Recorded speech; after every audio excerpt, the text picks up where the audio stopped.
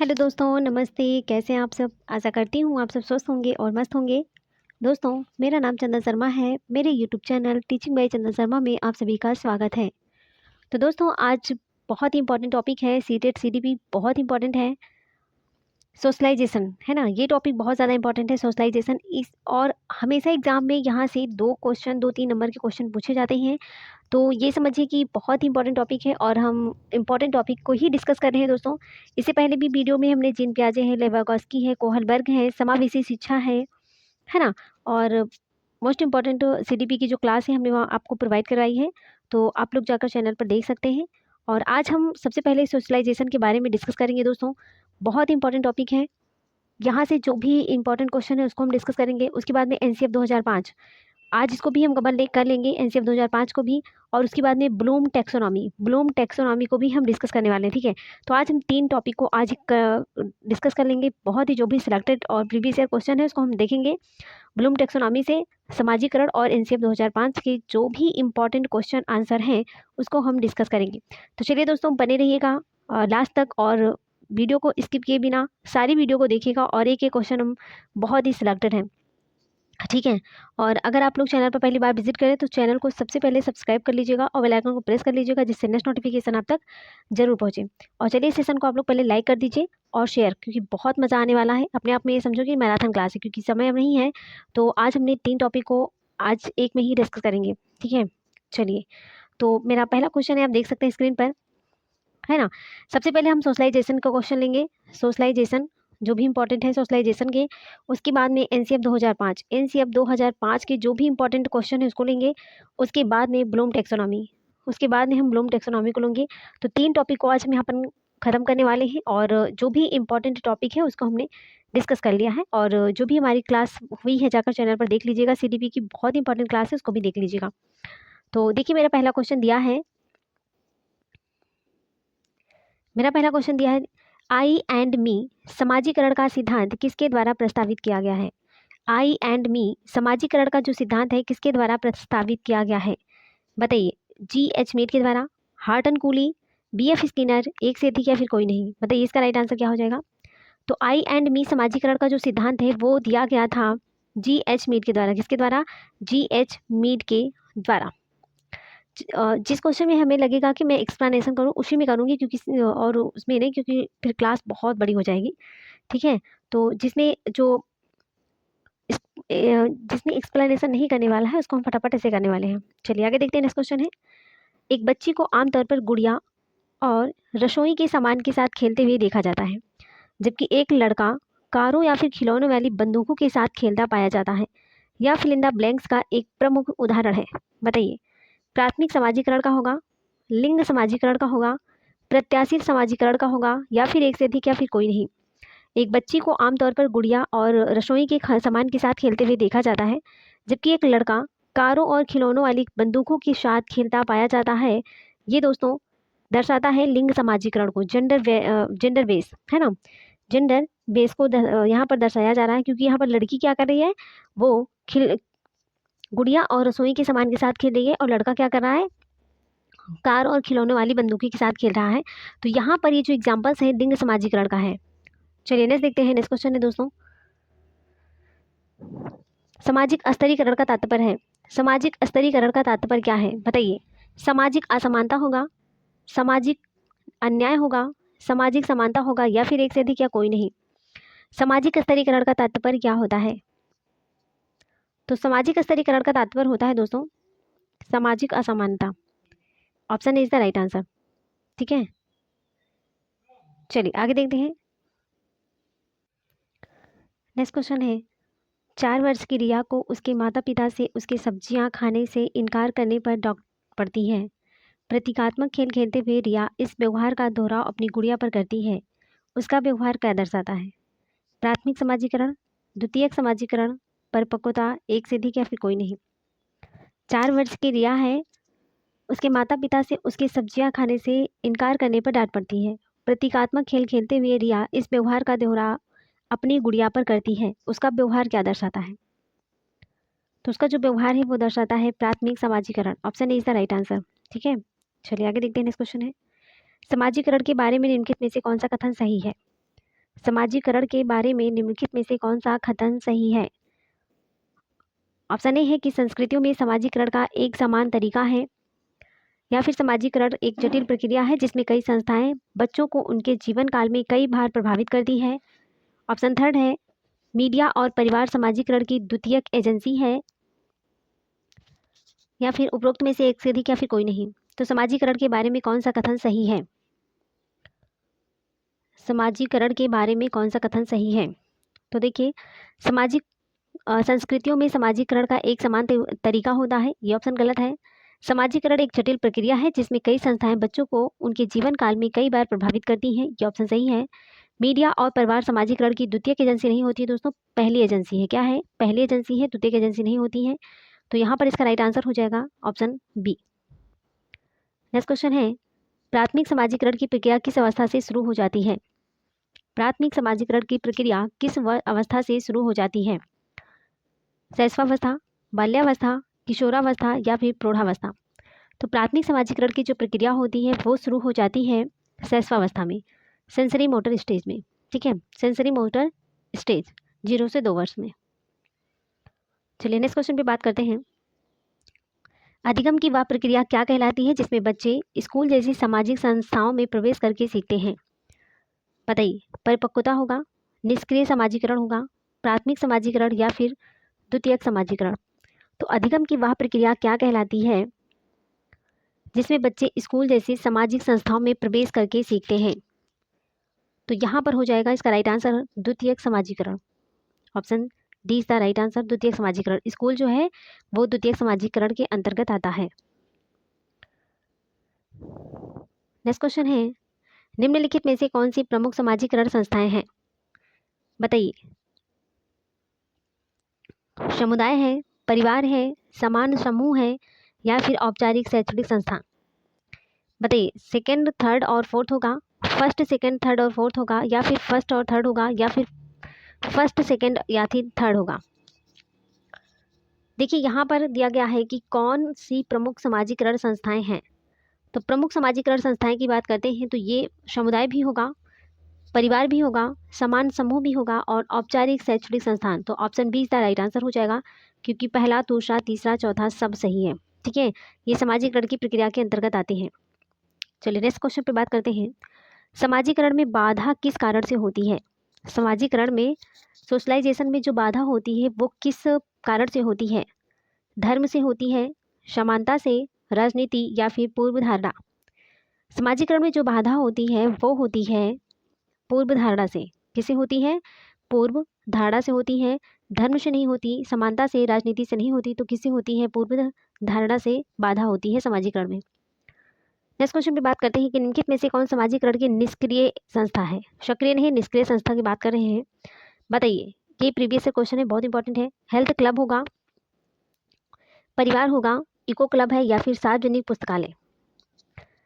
समाजीकरण की निष्क्रिय संस्था कौन सी है? समाजीकरण की निष्क्रिय संस्था की बात करते हैं तो ये होगा दोस्तों सार्वजनिक पुस्तकालय। सार्वजनिक पुस्तकालय ये समाजीकरण की निष्क्रिय संस्था है। सक्रिय की बात करते हैं, हेल्थ क्लब होगा, परिवार है और इको क्लब है। तो यहाँ पर निष्क्रिय पूछा गया है तो निष्क्रिय सार्वजनिक पुस्तकालय होगा। ठीक है, option D is the right answer. क्या होगा? Option D is the right answer. चलिए आगे देखते हैं। नेक्स्ट क्वेश्चन है, समाजीकरण औपचारिक रूप से और अनौपचारिक रूप से होने का क्या अर्थ है? समाजीकरण औपचारिक रूप से और अनौपचारिक रूप से होने का क्या अर्थ है? कि समाजीकरण मानव व्यवहार को नियंत्रित करने में मदद करता है, एक व्यक्ति अपनी उत्तेजना को नियंत्रित करता है, या फिर समाजीकरण एक जीवन पर्यंत प्रक्रिया है, या समाजीकरण स्कूलों और परिवारों में प्रत्यक्ष निर्देश के माध्यम से होता है? बताइए, समाजीकरण औपचारिक रूप से और अनौपचारिक रूप से होने का क्या अर्थ होता है? देखिए, जो समाजीकरण होता है ये समाजीकरण मानव व्यवहार को नियंत्रित करने में मदद करता है, ये ऑप्शन नहीं हुआ। एक व्यक्ति अपनी उत्तेजना को नियंत्रित करता है, ऐसा भी नहीं है। समाजीकरण एक जीवन पर्यंत प्रक्रिया होती है, ये भी नहीं होगा। तो यहाँ पर औपचारिक और अनौपचारिक रूप से होने का अर्थ ये होता है कि समाजीकरण स्कूलों और परिवारों में प्रत्यक्ष निर्देश के माध्यम से होता है। Option D is the right answer हो जाएगा। क्या हो जाएगा? Option D is the right answer. चलिए आगे देखते हैं। फिल इन द ब्लैंक्स और फिल इन द ब्लैंक्स सामाजिकरण की द्वितीयक संस्थाएं हैं। बताइए प्राथमिक नहीं द्वितीयक संस्थाएं पूछा गया है, कौन कौन सी हैं? विद्यालय परिवार होगा, परिवार जनसंचार होगा, धर्म होगा, परिवार होगा, या फिर विद्यालय जनसंचार। ये यहाँ से 2 नंबर के क्वेश्चन पूछे जाते हैं, बहुत इंपॉर्टेंट है। बताइए समाजीकरण की द्वितीय संस्थाएं कौन कौन सी हैं?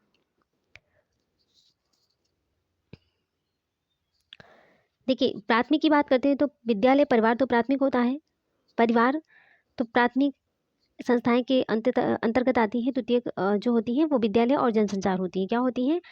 विद्यालय और जनसंचार ये द्वितीयक एजेंसी है। ठीक है, option D is the right answer हो जाएगी। प्राथमिक के अंतर्गत विद्यालय होता है, परिवार होता है, मीडिया होती है ना, ये सारी चीज़ें तो प्राथमिक संस्थाएं के अंतर्गत आती हैं, लेकिन द्वितीय संस्थाएं हैं विद्यालय और जनसंचार। चलिए आगे देखते हैं। नेक्स्ट क्वेश्चन है कि द्वितीयक समाजीकरण से आपका क्या तात्पर्य है? द्वितीयक समाजीकरण से आपका क्या तात्पर्य है? ऑप्शन ए है यह उस बढ़ते बच्चे को संदर्भित करता है जो अपने साथियों से सामाजिक आचरण में बहुत महत्वपूर्ण सबक सीखता है, या फिर यह पूर्व व्यवहार स्वरूप को छोड़ने और व्यक्ति के जीवन में परिवर्तन के भाग के रूप में नए लोगों को स्वीकार करने की प्रक्रिया को संदर्भित करता है, या यह उनके जीवन के प्राथमिक या शुरुआती वर्षों में शिशु के समाजीकरण को संदर्भित करता है, या उस प्रक्रिया को संदर्भित करता है जिसके द्वारा पुरुष समूह में शामिल होने की प्रत्याशा के साथ समूह की संस्कृति को सीखता है। बताइए द्वितीयक समाजीकरण से क्या तात्पर्य होता है?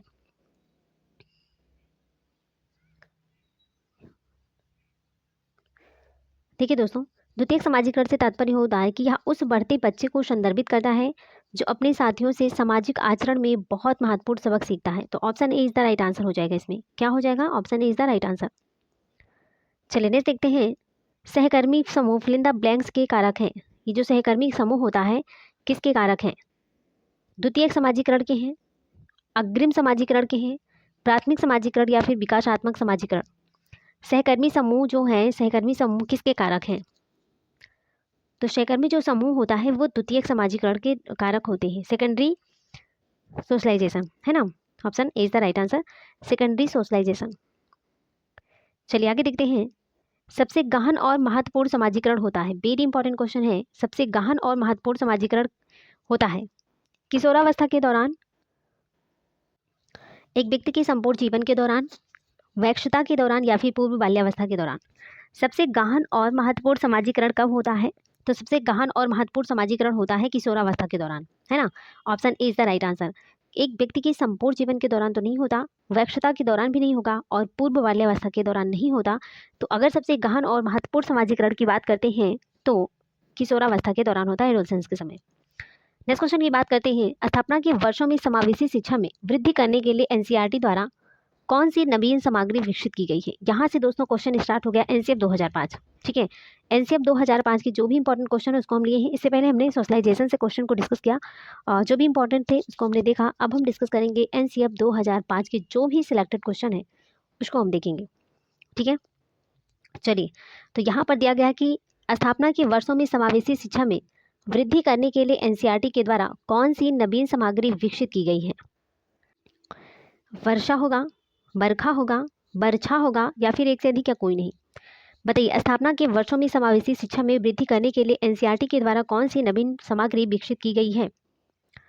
तो इसका राइट आंसर हो जाएगा Barkha, option B is the right answer. ठीक है, बरखा हो जाएगा। क्या हो जाएगा? बरखा होगा। चलिए आगे देखते हैं। नेक्स्ट क्वेश्चन है एनसीएफ 2005 किस पर जोर देता है? बताइए करके सीखने पर, रटने पर, समस्या हल करने पर, या फिर एक से अधिक या कोई नहीं?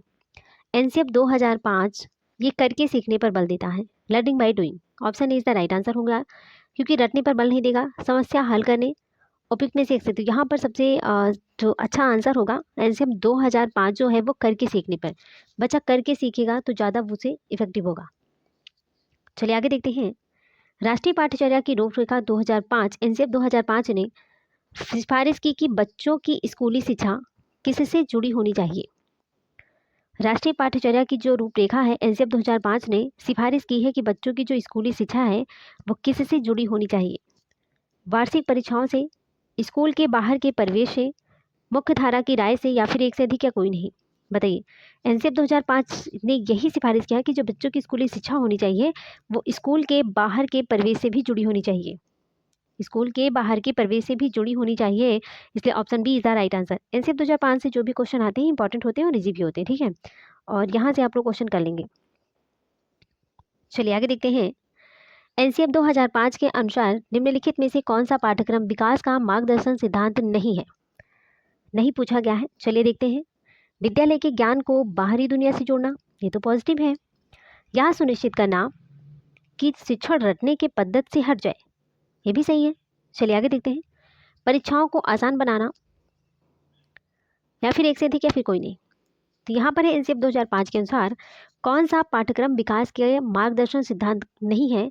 तो देखिए मार्गदर्शन सिद्धांत यहाँ पर निगेटिव पूछा गया है, तो विद्यालय के ज्ञान को बाहरी दुनिया से जोड़ना ये तो एनसीएफ 2005 कहता है, तो ये ऑप्शन तो सही हो जाएगा।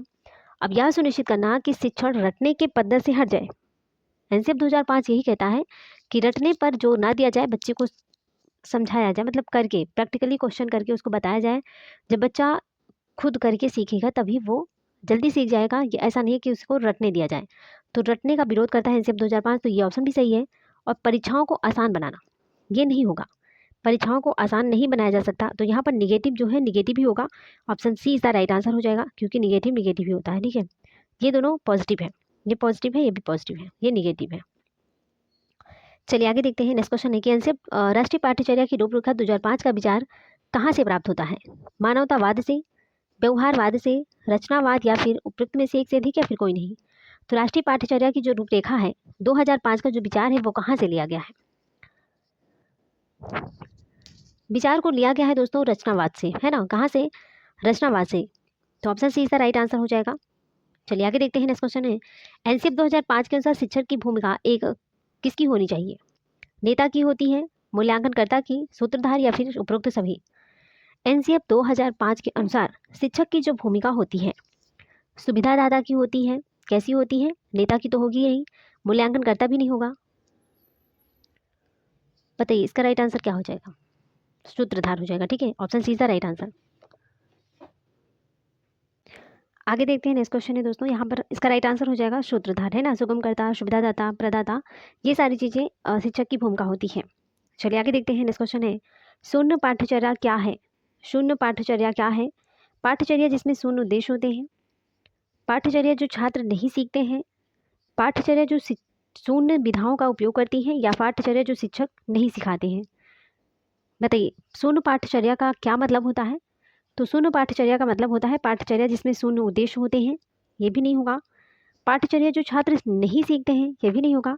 पाठ्यचर्या जो शून्य विधियों का उपयोग करती हैं, या फिर पाठ्यचर्या जो शिक्षक नहीं सिखाते हैं, यही option is the right answer हो जाएगा, option D is the right answer, ठीक है।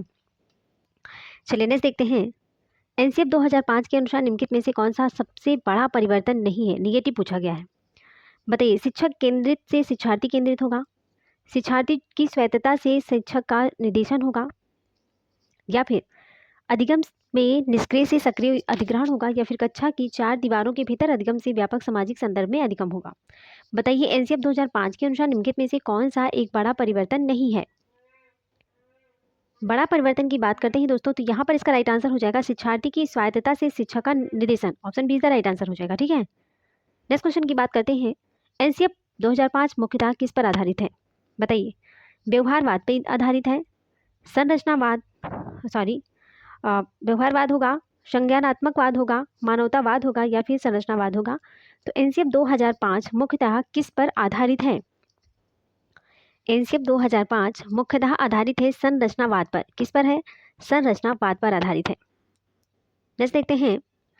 एनसीएफ 2005 ने कक्षा सेकेंड तक कोई गृह कार्य नहीं दिया और कक्षा थर्ड से एक सप्ताह में कितने घंटे गृह कार्य करने की सिफारिश की है। 1 घंटे, 2 घंटे, 3 घंटे, या फिर 4 घंटे। एनसीएफ 2005 ने कक्षा सेकंड तक तो कोई गृह कार्य देने की अनुमति नहीं दी है, और कक्षा थर्ड में क्या किया इन्होंने, सप्ताह में केवल 2 घंटे, कब, सप्ताह में केवल 2 घंटे गृह कार्य करने की सिफारिश की है। तो यहाँ पर ऑप्शन बी हो जाएगा 2 घंटे, सिर्फ 2 घंटे, ठीक है। चलिए आगे देखते हैं। एनसीएफ 2005 के अनुसार अधिगम अपने चरित्र में फिल इन द ब्लैंक्स और फिल इन द ब्लैंक्स है। बताइए सामाजिक और सक्रिय और सामाजिक होगा, निष्क्रिय और सामाजिक होगा, निष्क्रिय और सरल होगा, या फिर सक्रिय सरल होगा। एनसीएफ 2005 के अनुसार जो अधिगम है अपने चरित्र में सक्रिय और सामाजिक है। कैसा है? सक्रिय और सामाजिक है। तो यहाँ पर option A is the right answer हो जाएगा, क्योंकि निष्क्रिय की बात तो करता ही नहीं है एनसीएफ, निष्क्रिय होगा ही नहीं। तो जिस ऑप्शन में निष्क्रिय सक्रिय सरल नहीं होगा, सक्रिय और सामाजिक होगा, है ना, सक्रिय और सामाजिक होगा। चलिए नेक्स्ट देखते हैं। फिल इन द ब्लैंक्स सिद्धांत राष्ट्रीय पाठ्यचर्या की रूपरेखा 2005 और पर्यावरण अध्ययन पाठ्यक्रम का आधार क्या है? बताइए, अनुभववाद है, सामाजिक संरचनावादी है, संज्ञानात्मकवाद है या फिर व्यवहारवाद है? फिल इन द ब्लैंक्स सिद्धांत राष्ट्रीय पाठ्यचर्या की रूपरेखा 2005 और पर्यावरण अध्ययन पाठ्यक्रम का आधार क्या है? तो आधार क्या होगा? आधार यही होगा, सामाजिक और संरचनावादी। सामाजिक और संरचनावादी, सामाजिक संरचनावादी सिद्धांत राष्ट्रीय पाठ्यचर्या की रूपरेखा 2005 और पर्यावरण अध्ययन पाठ्यक्रम का आधार है। तो यहाँ पर इसका राइट आंसर हो जाएगा ऑप्शन बी। ठीक है, चलिए आगे देखते हैं। यहाँ पर हमने क्वेश्चन दोस्तों डिस्कस किया था, यहाँ से यहाँ पर तक तो हमारा एनसीएफ 2005 के इंपॉर्टेंट क्वेश्चन थे, है ना। हमने सोशलाइजेशन को हमने यहाँ पर डिस्कस कर लिया और एनसीएफ 2005 को। ठीक है, अब हम इसके बाद हम स्टार्ट करने वाले हैं ब्लूम टैक्सोनॉमी। क्या? ब्लूम टैक्सोनॉमी, क्योंकि हमने इसकी क्लास नहीं करवाई थी। तो टैक्सोनॉमी तो ये बहुत इंपॉर्टेंट टॉपिक है, यहाँ से 2-3 नंबर के क्वेश्चन आते हैं, सोशलाइजेशन से आते हैं और एनसीएफ 2005 से आते हैं एंड ब्लूम टैक्सोनॉमी, सारे इंपॉर्टेंट टॉपिक है। तो आज हम इसको डिस्कस करेंगे। और इससे पहले हमने जीन पियाजे को डिस्कस कर लिया है, कोहलबर्ग हो गए, है ना, लियो वाइगोत्स्की हैं, और डेवलपमेंट और ग्रोथ है एंड कोहलबर्ग हैं। तो हमने कई टॉपिक को वहाँ पर, समावेशी शिक्षा है और मोटिवेशनल है, तो मोटिवेशन है, कई टॉपिक को हमने डिस्कस कर लिया है। आप लोग उसको भी जाकर देख लीजिएगा। और जो भी इंपॉर्टेंट टॉपिक है आज हम इसको डिस्कस कर रहे हैं। कल ही परसों एग्जाम है दोस्तों, तो आप लोग अच्छे से एग्जाम दीजिएगा। ठीक है, चलिए आगे देखते हैं। तो यहाँ से हम बात करेंगे ब्लूम टैक्सोनॉमी को। ब्लूम टैक्सोनॉमी को यहाँ से हम डिस्कस कर रहे हैं। चलिए देखते हैं फटाफट ये भी क्वेश्चन को डिस्कस कर लेते हैं।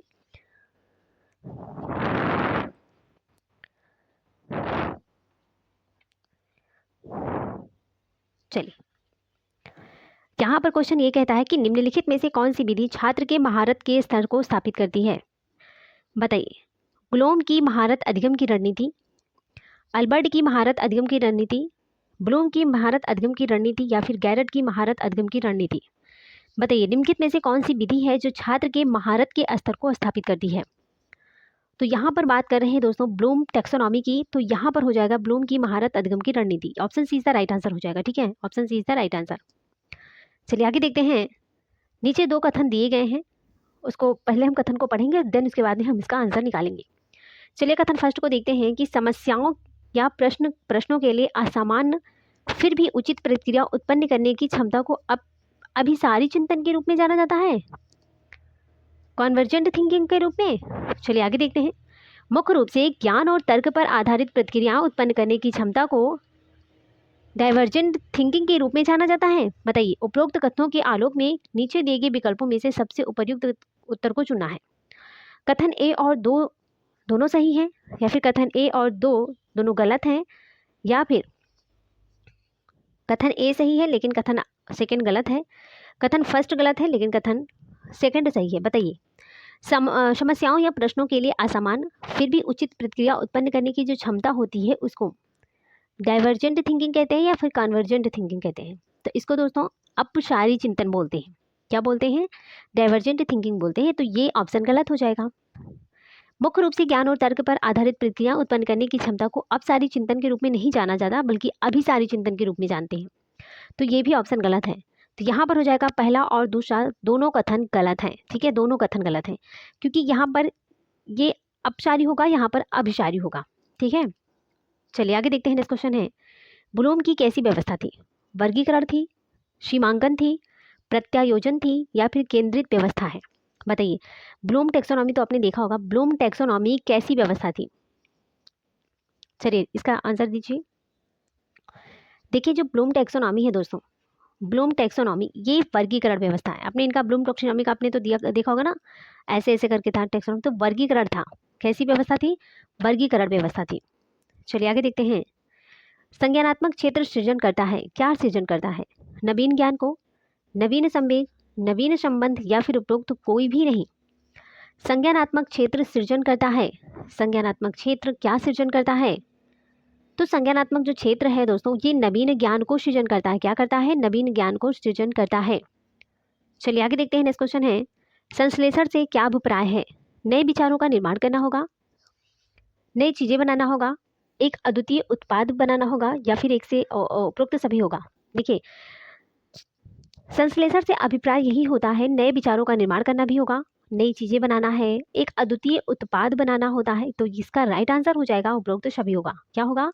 उपरोक्त सभी होगा। ठीक है, चलिए आगे देखते हैं। समस्या को हल करने के लिए अपने पूर्व ज्ञान का उपयोग करके बच्चे के द्वारा एक नई स्थिति में सीखी गई सामग्री का उपयोग करने की क्षमता क्या कहलाती है? विश्लेषण कहलाएगी, संश्लेषण, अनुप्रयोग, या फिर ज्ञान? देखिए, ब्लूम टेक्सोनॉमी के ही क्वेश्चन है दोस्तों। आपको बताना है कि समस्या को हल करने के लिए अपने पूर्व ज्ञान का उपयोग करके बच्चे के द्वारा एक नई स्थिति में सीखी गई सामग्री का उपयोग करने की जो क्षमता होती है वो क्या कहलाती है? विश्लेषण कहलाएगी, संश्लेषण कहलाएगी, या फिर अनुप्रयोग, या फिर ज्ञान? तो यहाँ पर इसका राइट आंसर हो जाएगा, समस्या को हल करने के लिए अपने पूर्व ज्ञान का उपयोग करके बच्चे द्वारा एक नई स्थिति में सीखी गई सामग्री का उपयोग करने की जो क्षमता होती है उसको कहते हैं अनुप्रयोग करना। क्या कहलाती है? अनुप्रयोग करना। Option C is the right answer हो जाएगा। चलिए आगे देखते हैं। ब्लूम के वर्गीकरण के 3 ज्ञान क्षेत्र हैं। ब्लूम के वर्गीकरण के 3 ज्ञान क्षेत्र कौन कौन से हैं? सामाजिक होगा, भावात्मक होगा, मनोगत्यात्मक होगा, संज्ञानात्मक, भावात्मक, या फिर मनोगत्यात्मक होगा, संज्ञानात्मक, भावात्मक और मूल्यांकन होगा, या फिर संज्ञानात्मक, प्रशिक्षण और मनोगत्यात्मक होगा? बताइए, ब्लूम के वर्गीकरण के जो 3 ज्ञान क्षेत्र हैं वो कौन कौन से हैं? संज्ञानात्मक, प्रशिक्षण और मनोगत्यात्मक। क्या होगा? देखिए, ब्लूम के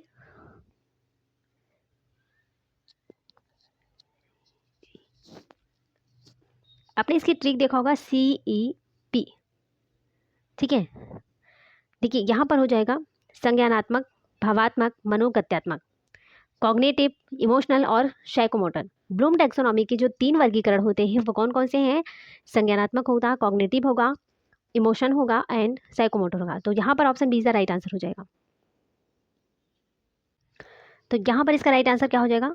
कॉग्निटिव, इमोशनल और साइकोमोटर। ब्लूम के वर्गीकरण के 3 ज्ञान क्षेत्र होते हैं। बहुत इंपॉर्टेंट क्वेश्चन है दोस्तों। तो यहाँ पर संज्ञानात्मक, भावात्मक और मनोगत्यात्मक होगा। ठीक है, चलिए आगे देखते हैं। नेक्स्ट क्वेश्चन है कि निम्नलिखित में से कौन उच्च संज्ञानात्मक अधिगम परिणाम का उदाहरण है? बताइए, तथ्यों और उनके अनुक्रमों का अधिगम होगा, नियमों तथा क्रिया अनुक्रमों का अधिगम होगा, अवधारणाओं एवं अमूर्तों का अधिगम होगा, या फिर अभिज्ञता एवं मूल्यांकन का अधिगम होगा? बताइए, कौन उच्च संज्ञानात्मक अधिगम परिणाम का एग्जाम्पल्स हैं? तो यहाँ पर इसका राइट आंसर हो जाएगा अवधारणाओं और अमूर्तों का अधिगम। Option C is the right answer. चलिए आगे देखते हैं। नेक्स्ट क्वेश्चन है, ब्लूम के शैक्षिक उद्देश्यों के वर्गीकरण के अनुसार ज्ञानात्मक पक्ष का निम्नतर स्तर क्या है? ब्लूम के शैक्षिक उद्देश्य के वर्गीकरण के अनुसार ज्ञानात्मक पक्ष का निम्नतर स्तर क्या होता है? विश्लेषण होगा, मूल्यांकन होगा, बोध होगा, या फिर ज्ञान होगा? तो यहाँ पर हो जाएगा, निम्नतर स्तर की बात करते हैं ना, सबसे पहले तो क्या होता है? ज्ञान, निम्नतर। तो यहाँ पर हो जाएगा ज्ञान, बोध, है ना, ज्ञान होता है, बोध होगा है, प्रयोग होता है, विश्लेषण, संश्लेषण, उसके बाद में मूल्यांकन। तो यहाँ पर सबसे निम्नतर स्तर होता है ज्ञान। ठीक है, ज्ञान, बोध, प्रयोग, प्रयोग, अनुप्रयोग, जो भी बोलते हैं आप उसको। ज्ञान होगा, बोध होगा, प्रयोग, विश्लेषण, संश्लेषण, उसके बाद में मूल्यांकन होता है। तो यहाँ पर ब्लूम के शैक्षिक उद्देश्यों के वर्गीकरण के अनुसार ज्ञानात्मक पक्ष का जो निम्नतर स्तर है वो क्या होगा? ज्ञान होगा। चलिए आगे देखते हैं। नेक्स्ट क्वेश्चन है, ज्ञान, समझ, प्रयोग, विश्लेषण, संश्लेषण और मूल्यांकन किससे संबंधित है? भावात्मक पक्ष से, विकास के चरण से, संज्ञानात्मक पक्ष, या फिर मनोगत्यात्मक पक्ष? देखिए, ब्लूम टेक्सोनॉमी में 3 इन्होंने तो पक्ष दिया था, लेकिन तीनों के अंतर्गत अलग अलग है। तो बताइए कि इसमें जो ज्ञान, समझ, अनुप्रयोग, विश्लेषण, संश्लेषण और मूल्यांकन है, ये किससे संबंधित है?